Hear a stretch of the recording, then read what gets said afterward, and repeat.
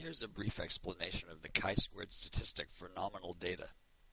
Presume that you observe 100 people to see who deposits garbage in the can and who litters, and you want to see if there's a difference based on gender. This is categorical data, or nominal data, because a person can fall into one of four categories: a male who deposits the garbage, a male who litters, a female who deposits the garbage, and a female who litters. After you do your observation, you find the following data. So given this data, is there a significant difference in littering behavior between men and women? To answer this question, you have to figure out what numbers you might expect if everything were left to chance. That is, if the null hypothesis were true, that there is no difference based on gender. In that case, you would expect the responses to be equally distributed through all the possibilities.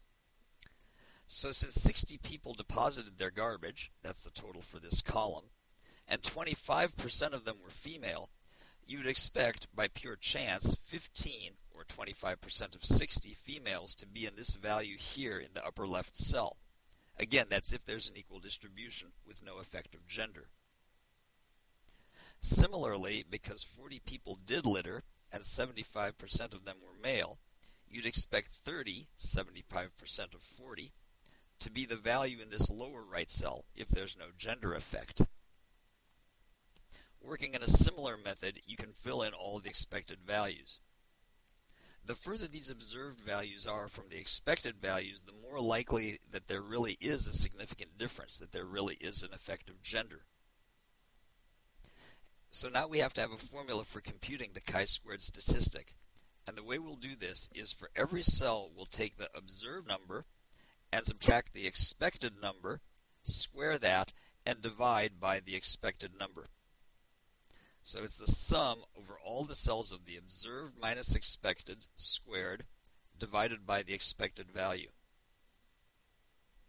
In this case, it works out to 18 minus 15, or 3 squared divided by 15, plus 7 minus 10 squared divided by the expected value of 10, plus 42 minus 45 squared divided by 45, plus 33 minus 30 squared divided by 30.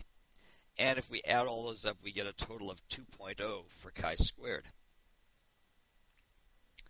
If you look up 2.0 in the chi-squared table with 1 degree of freedom, you'll find that the probability of this result is 0.16, so you retain the null hypothesis. There's no significant difference in littering or garbage depositing behavior based on gender. We'll talk a little bit later about how that degrees of freedom was calculated. Here's another experiment. In this experiment, you publish flyers in 3 different colors and see how many people take them or don't take them. Is there a significant effect based on color? And here the table shows the observed values. Notice that you don't have an equal number of flyers of each color, but that doesn't matter. You can still calculate chi-squared. To find the expected value of a cell, you multiply the row total, in this case 90, times the column total, which is 40, and divide by the grand total, in this case 150. So for the upper left cell, you get an expected value of 24. The next cell in the top row has an expected value of 90, the row total, times 60, its column total, divided by 150, the grand total, which works out to 36. Proceeding in this fashion, you can fill in all the remaining expected values. You could also just use subtraction since you know what the totals have to be. For example, the first row adds up to 90, and we already have calculated 24 plus 36, which comes out to 60. Therefore, we know that this last cell must have a 30 in it. In fact, you could compute all the rest of the values after you fill in those first 2 items, and that means that this design has 2 degrees of freedom. In general, the number of degrees of freedom for chi-squared is the number of rows minus 1 times the number of columns minus 1. And in this case, that's 1 times 2, or 2 degrees of freedom.